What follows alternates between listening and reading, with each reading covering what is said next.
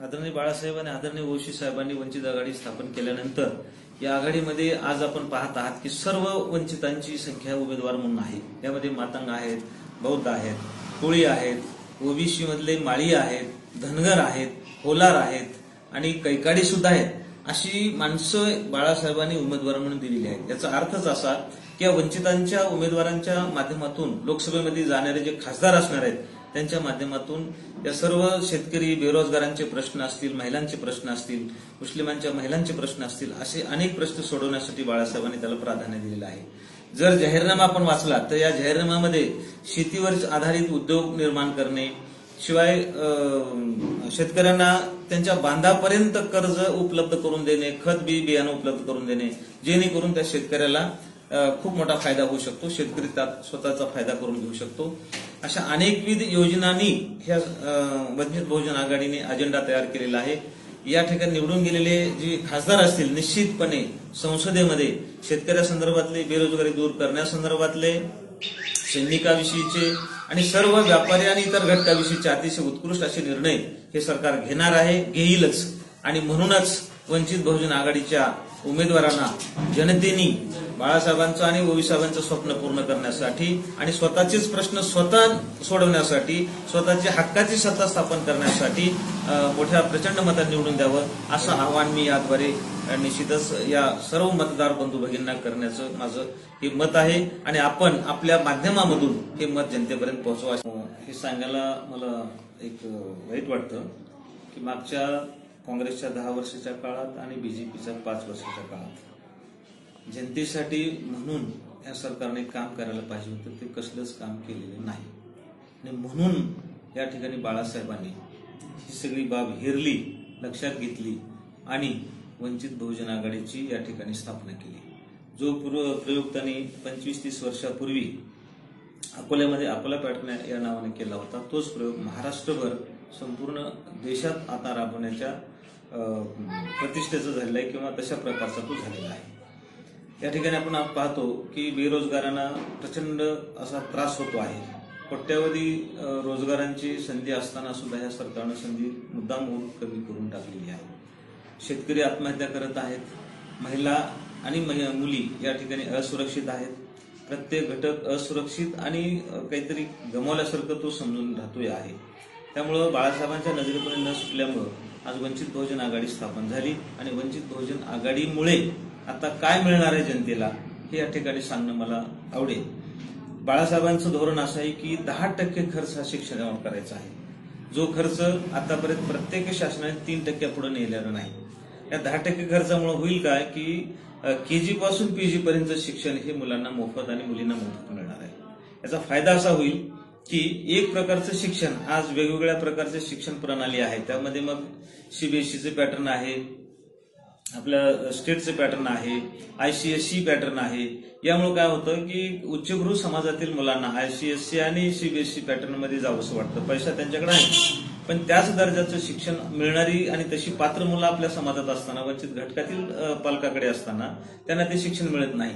इथल्या जिल्हा परिषद शाळेमध्येच हे शिक्षण त्यांना घेणं क्रमप्राप्त आणि बंधनकारक आहे, ज्या ठिकाणी मग सोयीसुविधा अत्यल्प प्रमाणात आहेत आणि या शिक्षणामध्ये बदल करण्यासाठी बाळासाहेबांनी ठरवलेलं आहे। शेतकरी यांना या ठिकाणी आत्महत्या कराव्या लागतात कारण शेतमालाला भाव त्यांच्या खर्चाप्रमाणे मिळत नाही, स्वामीनाथन आयोग लागू करण्यात आला नाही। आणि मग हे जर लक्षात घेतलं तर आज बाळासाहेबांचं एक धोरण आहे की शेतकऱ्यांना आणि वंचित बहुजन आघाडीमधील जे अतिशय गरीब घटक आहेत, वंचित आहेत, यांना यापुढे सरकार आल्यानंतर 5 कोटी रुपये विनातारण कर्ज मिळेल। याचा फायदा असा होईल की ज्याच्या जवळ तारण ठेवायला काहीच नाही, गहाण ठेवायला काहीच नाही, अशा माणसांना कर्ज मिळेल आणि ते स्वावलंबी होतील, स्वतःचा उद्योग उभारू शकतील आणि आपल्या पायावर उभा राहिल्यामुळे त्यांना समाजामध्ये प्रतिष्ठा प्राप्त होईल, त्यांच्या शिक्षणाचा प्रश्न सुटेल। आज शासन जे करते की घर बांधून देण्याचं, संडास बांधून देण्याचं काम करतं, हे अतिशय घातक असा प्रकार त्यांनी सुरू केलेला आहे। कारण माणसं स्वतः स्वावलंबी झाली, उद्योगामधून असतील, शिक्षणामधून असतील, नोकऱ्यामधून असतील, ते स्वतःचं घर बांधू शकतील ना। यांना पैसे देणे, काहीतरी लालूच दाखवणे, घर आम्ही तुम्हाला बांधून दिलं, अशा प्रकारचे काहीतरी जाहिरातबाजी करणं हा या सरकारचा स्टंट आहे. निवडणूक जिंकण्यासाठीचं एक प्रबळ असताना हे साधन वाटतं. या 5 वर्षामध्ये नोकऱ्या लागल्यात का आणि नोकऱ्यांचं प्रमाण किती आहे? या बीजेपीच्या सरकारच्या काळामध्ये 5 वर्षाच्या नोकरीचं प्रमाण अत्यल्प राहिलेलं आहे. उलट बऱ्याच खात्यामधली महत्वाच्या पदाची या ठिकाणी ती पदं व्यपगत केलेली आहेत, म्हणजे रद्द केलेली आहेत. भरणं तर लांबच राहिलं. आणि निवडणुकीच्या पुढे आता मराठा आरक्षण अमुक तमुक असं सगळं हे गृहीत धरून त्यांनी जाहिरातबाजीला सुरुवात केली.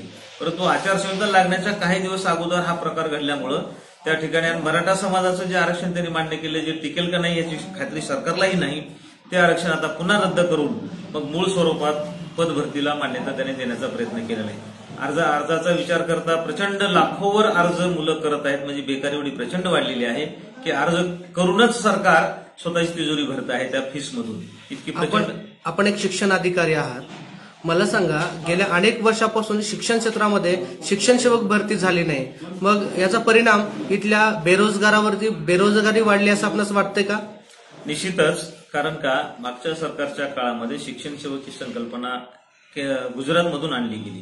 कारण अशा वाईट प्रथेचं केंद्रस्थानी असलेलं ठिकाण म्हणजे गुजरात हे आहे. कारण यानं काय झालं की एका शाळेमध्ये तेच काम करणारे, सलग काम करणारे आणि कामात अजिबात फरक नसणारे 2 गट तयार झाले. एक शिक्षण सेवक आणि दुसरा पूर्ण वेळ पगार घेणारा. यामुळे मुळातच असंतोष या नवीन शिक्षकामध्ये निर्माण झाला. आणि यामुळे काय झालं, शैक्षणिक पात्रता जी मुलांची वाढायला पाहिजे, शैक्षणिक गुणवत्ता वाढायला पाहिजे, यामध्ये अजिबात फरक पडलेला नाही. कारण साहजिकच या ठिकाणी शिक्षकांची भरती कमी होत राहिली. पगार कमी असून सुद्धा शिक्षक ते पुरेसे देऊ शकलेले नाहीत. आणि हे करताना त्यांना असं वाटायचं की आपण शिक्षण सेवक नियुक्त केलं म्हणजे शासनाची तिजोरीमध्ये पैसे शिल्लक राहतील. पण नको त्या ठिकाणी पैसे वाचवण्याचा प्रकार हा शासनाच्या अंगलट आलेला आहे. मुलं शाळाबाह्य होत आहेत आणि मुलांची गुणवत्ता ढासळते आहे. जरी त्या ठिकाणी मी हे काम करत होतो तरीही मला हे मान्य करावं लागेल की शासनाच्या अशा धोरणामुळे शिक्षणाची गुणवत्ता ढासळण्यामध्ये निश्चितच भर पडत गेलेली आहे. आपण जनतेसमोर मतदान कुठल्या अनुषंगाने मागणार आहात? तर प्रश्न एवढे प्रचंड आहेत आमच्या वंचित बहुजन आघाडीमधलेच नव्हे तर समाजातला प्रत्येक घटक, त्यामध्ये महिला असेल, पुरुष असेल, युवक असेल, शेतकरी असेल, कामगार असेल, व्यापारी असेल, ही सगळी मंडळी या सरकारच्या धोरणामुळे त्रस्त झालेली आहे. जीएसटी पाहिली असेल आपण, जीएसटीमुळे फायदा कोणाचा झाला? फायदा कोणाचाच नाही, उलट तोटा झाला. व्यापाऱ्यांचे धंदे बसलेले आहेत, व्यापारी परेशान झालेले आहेत. त्यांना आता आपण एवढ्या प्रचंड मोठ्या मताने निवडून देऊन पश्चाताप व्यक्त करायची वेळ त्यांच्यावर आलेली आहे. कारण जीएसटी ही 3-3, 4-4 वेळेस भरणे, जीएसटीचं एक असं धोरण असतं इतर देशामध्ये जे लागू करण्यात आलेलं आहे, त्याचे 1 किंवा 2 स्तर असतात. इथं 20-20 स्तर तयार करण्यात आले जीएसटीचे. मग 6%, 5%, 12%, 18% आणि हायएस्ट 28%. त्यामुळे काय झालं की सरकारला याचं अपयश हाती आल्यानंतर पुन्हा हे टप्पे कमी करावे लागले. आणि काल परवा तरी त्याने आणखीन पुन्हा टप्पे कमी करून या जनतेला काहीतरी आम्ही देत आहोत असं भासवण्याचा प्रयत्न केलेला आहे. शिवाय नोटबंदी हा प्रकार झाला. नोटबंदीने तरी सगळ्यांचंच कंबरडं मोडलं. प्रत्येक जण या ठिकाणी व्यतीत होऊन हे सांगतो आहे की या सरकारला कसलं खरं तर आर्थिक धोरणच नाही. आर्थिक धोरणाशिवाय नको त्या व्यक्तीने या ठिकाणी त्यामध्ये हस्तक्षेप केला. अर्थतज्ञ माणसं जे 2-2, 3-3 होती, रघुराम राजन नावाच्या रिझर्व्ह बँकेच्या गव्हर्नरने ते पद सोडून गेले, त्यांनी स्वीकारलं नाही. त्यानंतर उर्जित पटेल नावाच्या गव्हर्नरने सुद्धा आपलं पद सोडलं. कारण या सरकारचा त्यातला हस्तक्षेप एवढा प्रचंड आहे की त्यामुळं या ठिकाणी आर्थिक सल्लागारांना सुद्धा या ठिकाणी काम सोडावं लागतं. शिवाय बऱ्याच ठिकाणी यांचे प्रचंड असे घोटाळे आहेत, ज्यामध्ये राफेल घोटाळा प्राधान्याने आपण लक्षात घ्यावा लागेल. शिवाय अनेक हल्ले आपल्या देशावर झालेले आहेत, त्यासाठी हे सरकार स्वतः जबाबदार आहे. कारण त्याची पूर्वदक्षता घेण्याचे आदेश न देणे किंवा सैनिकांना वेगळी अशी सवलत न देणे, जेणेकरून ते त्या येणाऱ्या घुसखोरांना, अतिरेक्यांना त्या ठिकाणी कंठस्थान घालू शकतील. आणि मग हल्ला झाल्यानंतर या ठिकाणी या सरकारकडून पुन्हा प्रत्यहल्ला करणे किंवा सर्जिकल स्ट्राईक सारखा एखाद्या सैनिकांच्या जीवावर बेतणारी कारवाई करून घेणे आणि त्याचं राजकीय आणि भावनिक भांडवल करणे, हाच या सरकारचा मूळतः चुकीचा असा हेतू आहे. आणि आज सैनिकांच्या अशा सर्जिकल स्ट्राईकचा राजकीय वापर करणे आणि भावनिक वापर करून मग मतं आपल्याकडे कशी येतील याचं ध्रुवीकरण करण्याचा एक घाणेरडा असा प्रकार या सरकारकडनं केला जातो आहे. काल परवाचं पुलवामा या ठिकाणी झालेला अतिरेक्यांचा जो हल्ला होता, त्यांना हे माहीत नव्हतं काय की ज्या भागातून ती अतिरेक्यांची गाडी समोरून आली तिथं निषिद्ध एरिया होता, त्या ठिकाणी कोणालाही प्रवेश मिळत नाही सहजासहजी. आपण जर नागरिक म्हणून त्या ठिकाणी प्रवेश करत असू तर आपल्याला प्रवेश मिळणार नाही. मग ही अतिरेक्याची आरडीएक्सची गाडी कशी काय 200 किलो आरडीएक्सची गाडी त्यामध्ये बसू शकते? म्हणजे निव्वळ काहीतरी आपण करत आहोत हे दाखवण्यासाठी हे सरकार काम करत आहे. आणि मग शेवटी शहीदांच्या किंवा जवानांचे शहीद पण जे झालेले आहेत त्यालाही पुन्हा त्यांनी भांडवल करण्याचा प्रयत्न केला. ही अतिशय चुकीची आणि न शोभणारी अशी, शरम आणणारी अशी बाब आहे या सरकारच्या संदर्भातली.